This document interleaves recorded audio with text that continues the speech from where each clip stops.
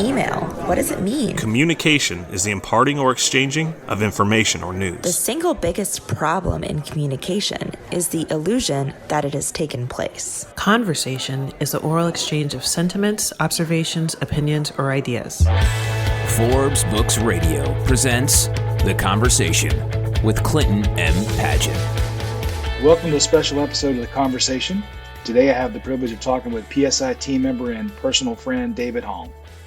He's a senior consultant on our team and has been supporting our clients for 18 years and counting.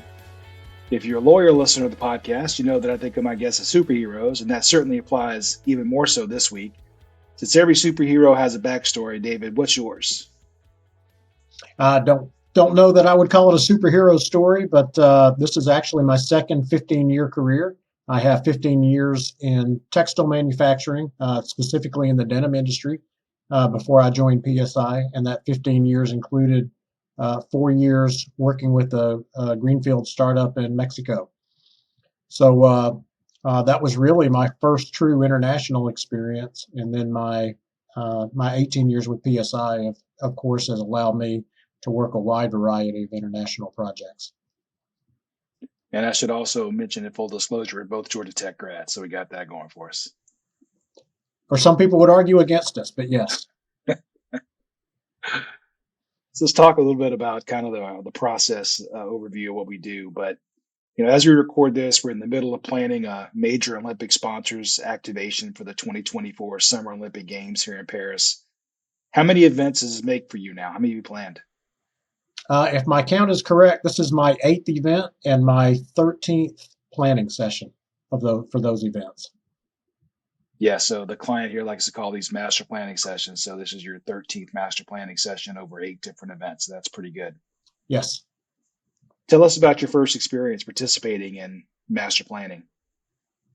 The first one was for the UEFA Euro 2008. We planned that in December of 2006. That was the UEFA Euro that was co-hosted by Austria and Switzerland, and we planned it in Vienna, Austria. So that was my first real exposure to it, and setting aside the planning requirements for just a minute, the being able to be in Vienna in December was really, really a special experience.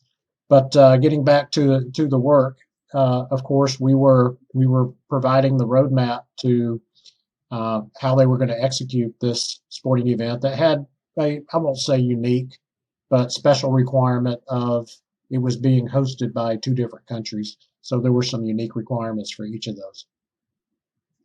And just to be clear, a couple of things I'll tag onto there. One is you said we started the 2006 planning, and so we do start these 2 years in advance, right? So we like to go 2 years out and kind of do a detailed deep dive on the first year, what's coming over the next year, and then the second year, which gets you to the event, we kind of at a high level, and then we come back 1 year out and then deep dive on that last remaining year. And then the other thing is, just to make crystal clear, we're not planning the event from the city's perspective. We're planning our clients' activation of their rights for that event. So in other words, we're not building stadiums and we're not negotiating contracts with the government. That's not what we do. We're planning the activation of this client's rights for what they paid for to make sure they activate well in the event that we're doing. Correct. So of course, we always make the assumption that the venues are going to be ready, which I think typically they have been, but also that things like the hospitality hotels are going to be ready, which they have not quite always been. So what is it about the planning process that makes it so successful in planning these large projects or events? For sure, it's the empowerment it provides the team. Typically, and it's not just these major sporting events, but most sessions that we plan, the team comes in with some level of uncertainty or at least a lack of confidence that they're doing the right thing. And I'll say a level of uncertainty. They're not sure what they need to do. They're not sure how their piece fits in with everybody else's pieces. And it's fun to watch the evolution during a planning session where people go from yeah, we really haven't figured this out to, hey, now at some level of detail, we have figured it out and we have that vision of how we're going to get where we need to go at the end. So that's my take on that. What specific goals or objectives do you set out to achieve at these planning sessions? Uh, well, first of all, it's to provide that roadmap I just talked about. But basically, our job is to take all the pieces that people usually know their piece pretty well. Their specific areas of responsibility they have a pretty good handle on. What they don't have a good handle on is how their piece fits into everybody else's. They don't have a good way of communicating what they need from other teams, and they don't have a good way of communicating to other teams uh, when they're going to get information they need from them. So, just ultimately, my objective is making sure that we've developed a comprehensive meaning that it's captured all the requirements, fully integrated, which means that we've identified the links between the different parts of the project plan. So a comprehensive, fully integrated project plan is my objective or our objective in these planning sessions. One that captures all the requirements of the project at some level of detail. I think one of the things that's always surprised me in these planning sessions is no matter how long the team, and this isn't just about sporting events, this is really, I think, back to most of the projects we've worked on in our career, not just global events. But even no matter how long the team has been together, it seems like our coming there forces conversations to take place. And it's always, I don't think amusing is the right word, but I'd say interesting that a team that's worked together for a year plus will have a conversation that it's surprising to me that they didn't know the answer, that they were still misaligned on who was doing what. And, well, I thought that was coming over here. No, no, no. And these conversations that we kind of forced to happen by being in the room.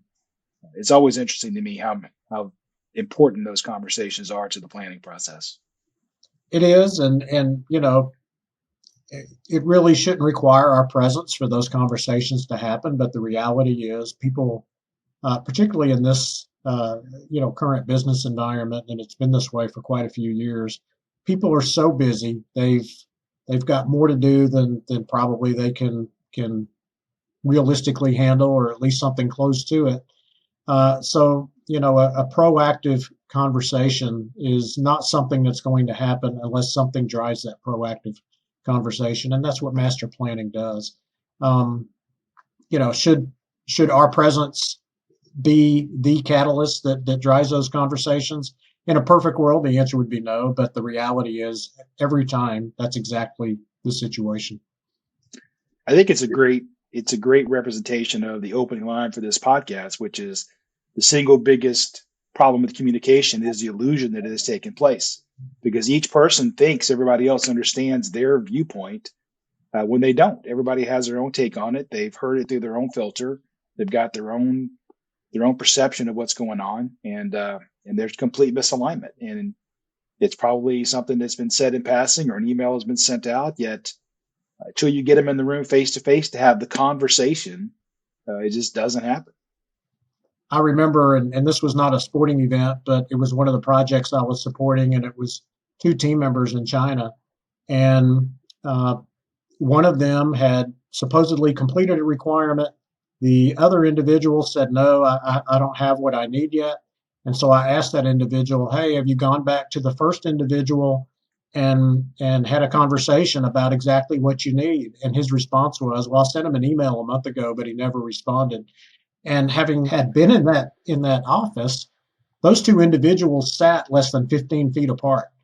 But the response was, well, I sent him an email and he never responded to it, when he literally could have just stood up in his cubicle, looked over at the other individual and asked the question that he needed to ask.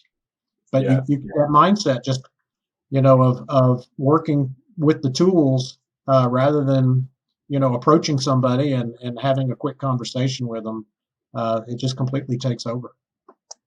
I don't know if it's true or not, but my take on all that is that as human beings, we have this innate desire to want to check things off of our list. And I'm much more likely to be able to check it off as done if I just send you an email and hope I never hear from you again than to have a conversation where I might find out that I'm not done and I have 5 more things I need to go do now. So the conversation, how many times have you picked up the phone and answered your phone and somebody says, "Oh, I was just going to leave a voicemail," because they didn't really want to talk to you. They just Yeah, wanted to pass on the message. absolutely.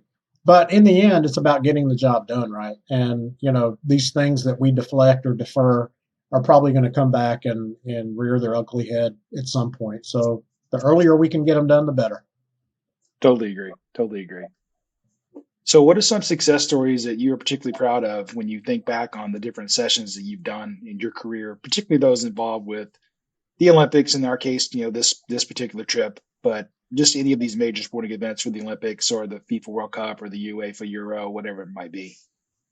Well, in terms of the planning sessions, certainly the success story has been just watching the team come together in a way that, at the beginning of a 2-week or 3-week session, they really were not talking with each other uh, with the depth and the substance that they were at the end of the conversation. So that's a big win. It's certainly fun, um, watching these major sporting events and seeing a particular venue or a particular advertisement and knowing a little bit about what was uh, behind the scenes and for that particular scenario.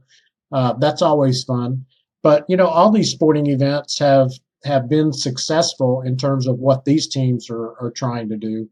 Um, Unfortunately, sometimes the events themselves are not a complete success, such as when COVID rears its ugly head. But for what they've tried to do, certainly they've been successful in getting it done.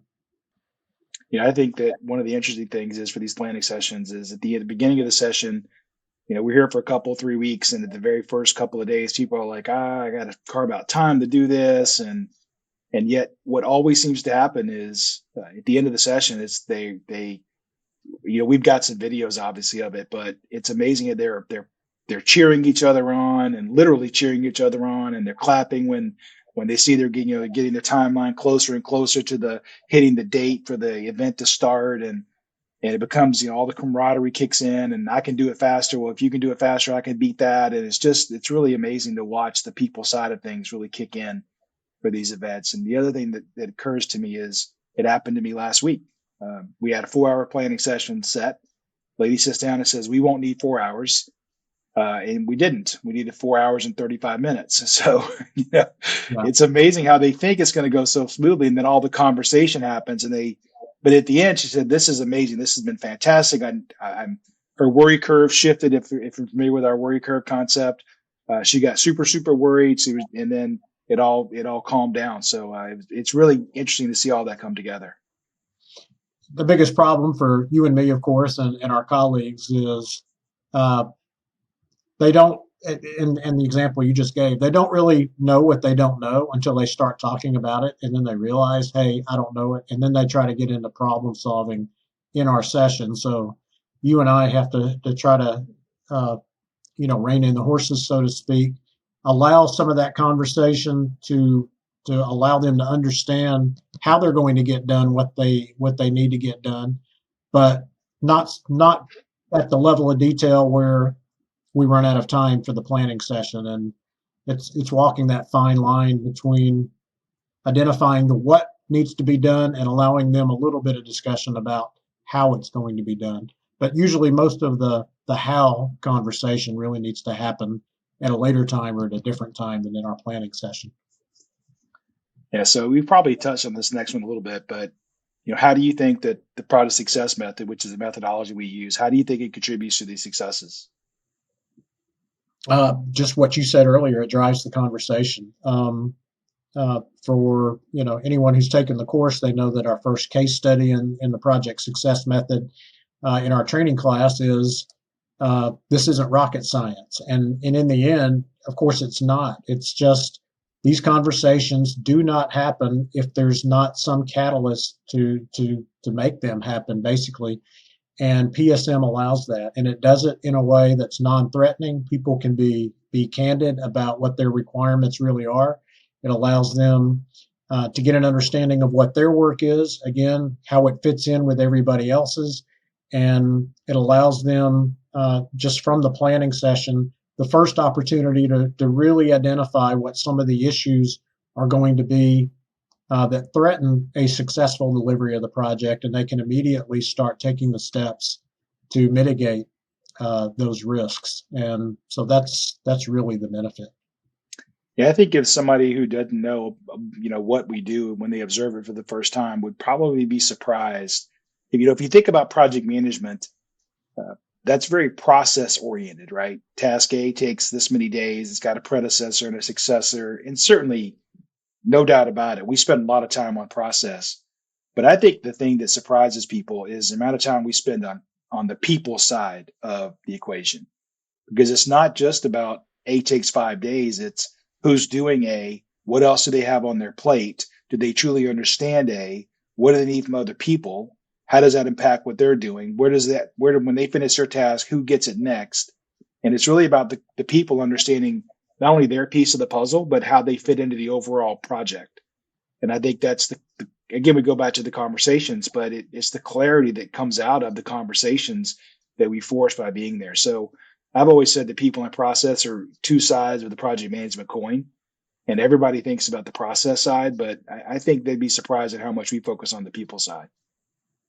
Exactly. And, one of the issues we face as a company is that it's very, very difficult to articulate what we do in a way that people truly grasp it. You really have to see it to understand it.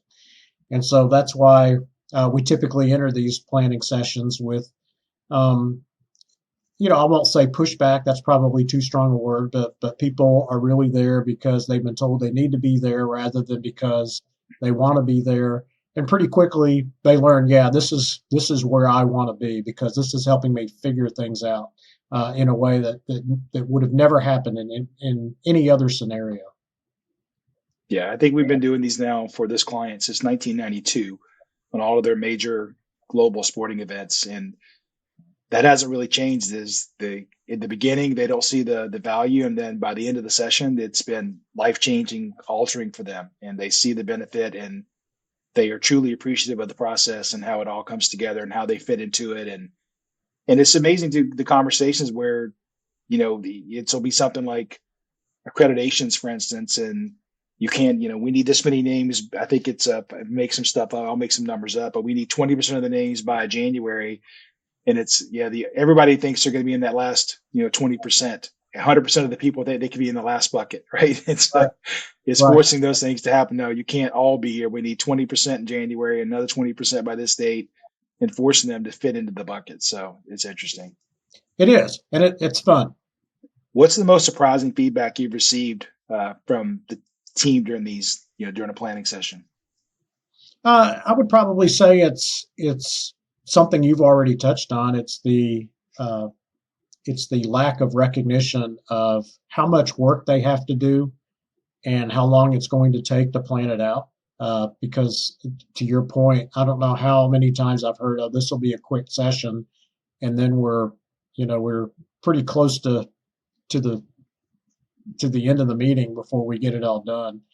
And that's with us pushing things along. So people really don't have a grasp on how much they have to do and how difficult it is to articulate it and articulate it in a way where it allows us to understand the integration points to and from other parts of the plan. So to me, that's truly the success that I see. I think it's kind of interesting because they come in already knowing they're overwhelmed, right? Knowing they have more than they could possibly get done. At least that's the sense they have. And Yeah. then through the planning effort, we we kind of prove that out. But the nice thing is then we can look at where things are, where things are stacked up. We can start to how can we move things around so it's not quite so overwhelming, or in some cases prove that they need help, right? So they can get a second body on the team to help out with their piece of the puzzle, or they bring on an agency to help them with that piece of the puzzle. So I think they come in with a sense of I'm overwhelmed. The planning process confirms that. And then the planning process also helps resolve that by helping them smooth out the workload and see where they can fix the overload areas. Yeah, and and overwhelmingly those conversations are positive because we're having them proactively. So they're not already backed into a corner. They're not already having to defend themselves from a failure. It's looking ahead. It's anticipating what the issues are going to be, and that allows them, maybe in some cases for the first time, really in their professional lives, to be in a position where they can succeed on a project rather than be in a position where they're likely to fail. And of course, people really respond to that. Well, that concludes part one of my conversation with David Halm, Senior Consultant here at Project Success. Coming up in part two, David discusses some of the biggest changes he's seen over his career. The emphasis on digital, we didn't have any social media to speak of 17 years ago, and now it's a huge part of the planning. How do we engage people through apps and other means?